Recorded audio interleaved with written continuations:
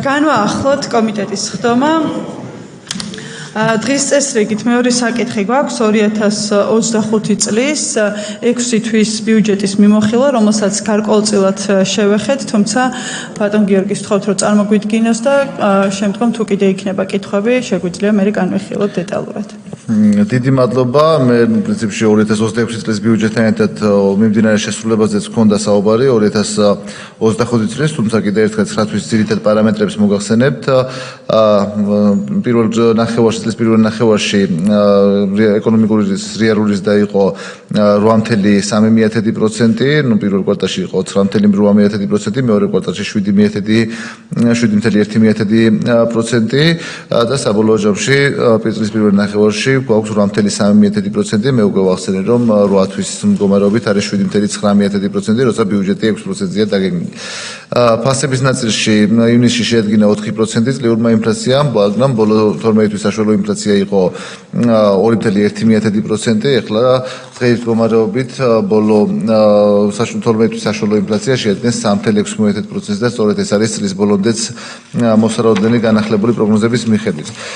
საგარეო სექტორის ნაწილში საგარეო სავაჭრო ბრუნვა შეადგინა 11 მილიარდ 934 მილიონი დოლარი, 12.8% არის გაზრდილი, აქედან 13.7% არის გაზრდილი ექსპორტი, 3 მილიარდ 234 მილიონი დოლარი, ხოლო იმპორტი გაზრდილია 12.4% და 8 მილიარდ 699 მილიონ დოლარს შეადგენს.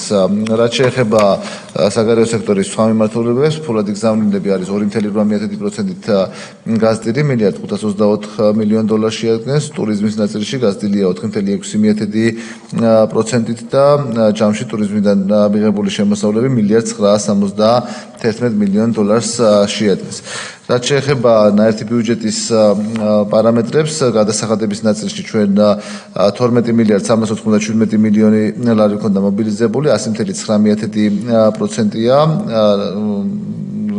დაგეგმილი მაჩვენებებთან შედარებით. გრანტებში მივიღეთ 130 მილიონ ლარზე მეტი და 124.5%-ია, სხვა შემოსავლებში მილიარდ 500 მილიონ ლარზე მეტი მაქვს მიღებული და არის 134.8%. პრივატიზაციაც არის გადაჭარბებით შესრულებული 118%-ია და ნომინალურ გამოხატულებაში 331 მილიონი ლარი გვაქვს მიღებული ნაერთი ბიუჯეტში. სესხების დაბრუნების კუთხითაც მიღებული გვაქვს 199 მილიონი ლარი და 153%-ია შესრულების მაჩვენებელი.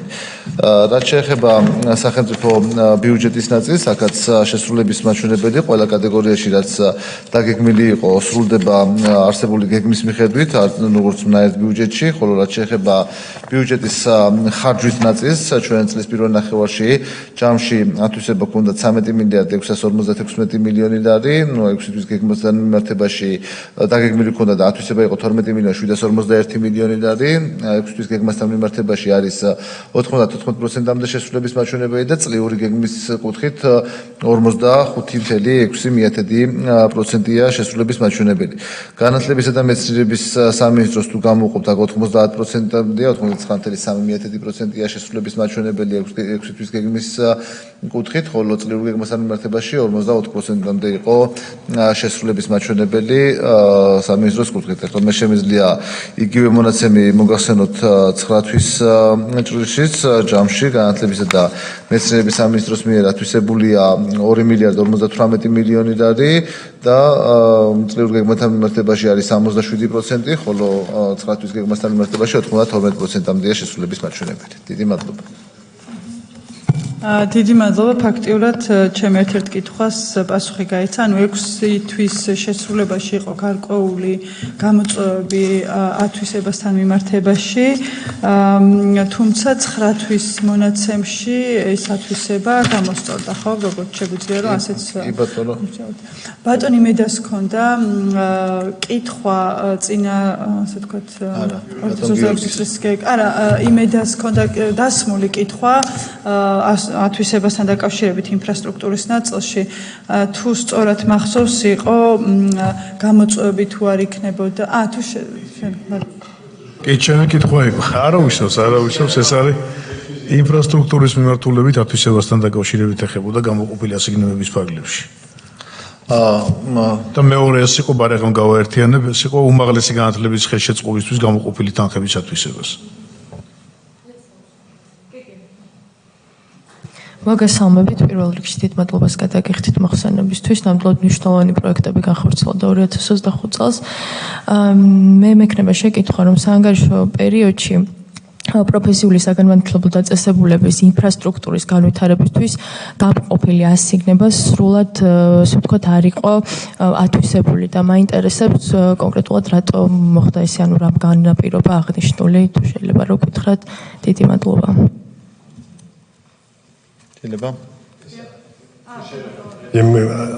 თავს მოუყრე, იმიტომ რომ მე ამ კითხვების არ რომ სრულიად ვიზიარებ, ახლა ამ კითხვებზე მინდა ერთი რამე თქვა. ბიუჯეტი ეს არის მეცნიერება, ხელოვნება, პოლიტიკის ნაზავი, სტრატეგიის განსაზღვრა, ფინანსისტების და იმ გამოცდილებაზე, გასულ წლებზე. ეს არის მეცნიერება, ეს სასწაული პოლიგონია გენიალური. ამიტომ როდესაც ხარჯვით ნაწილს ეხება ყოველთვის კითხვის ისანი უჩნდება ჩვენ მოსახლეს და აგერ ჩვენც ახლა გავაჭირეთ ეს ნაწილი, რომ წინათ მე როდესაც ახალგაზრდა ვიყავი და მქონდა ცუდო მართლობით ნაწილში, ფული არ ყოფნიდა და საქმეს ვერ აკეთებდნენ, ფული არ შედიოდა, ეხლა ფული არის. უღურეთ? სახელმწიფო კიდევ ერთხელ ვამბობ, ყველა გადამხდელს დიდი მადლობა, ყველა მეწა, ყველას მადლობა, ვინც სახელმწიფოდ აზროვნებს, სწორად აზროვნებს. ფული არის და ხვდებით ზოგჯერ ისეთ ციფრებს, რომ აღსრულება არის 6%, 33%, ზოგან არის 100 და 120, მაგრამ აი აქ მინდა კითხვა დავსვა. აი ეს გავაერთიანო ეს კითხვა. რასთან გვაქვს საქმე? გაკეთებულ საქმეზე მადლობას არ ვითხოვთ, კარგია, ეს ჩვენ გვევალება. გაუკეთებელ საქმეზე არის პასუხი. ერთი არ გაკეთდა, მეორე ვერ გაკეთდა. ჩემდა სამწუხაროდ, მე გამოცდილება მაძლევს აი ჩემი ცხოვრების მანძილზე და მით უმეტეს დღევანდელ არ გაკეთდაში, აუთვისებლობაში ელემენტები არის ისახება საბოტაჟის. ხო არ არის ასეთი რამ, მერთმა დაგვიფაროთ, მაგრამ მე უნდა ვთქვა ჩვენი მოსახლის აზრი, რომელიც ჩემთან იკრიბება, მე ღიად მიყვარს ლაპარაკი და ჩვენ საერთო ოჯახი ვართ, მთელი ქვეყანა. ამიტომ ხომ არ არის ამისი რაღაცა ნიშნები, რომ არის ფული და არის ხარჯება. აი ეს მინდა კიდევ ერთხელ ხაზგასმით.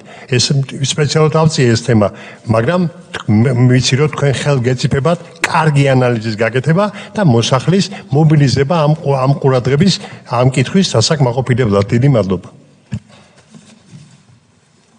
შეიძლება? დიდი მადლობა კიდევ ერთხელ შეკითხვებისთვის. ყველა კითხვა უკავშირდებოდა ინფრასტრუქტურის ათვისების ნაწილს და პასუხი ერთია რა საბოლოო ჯამში.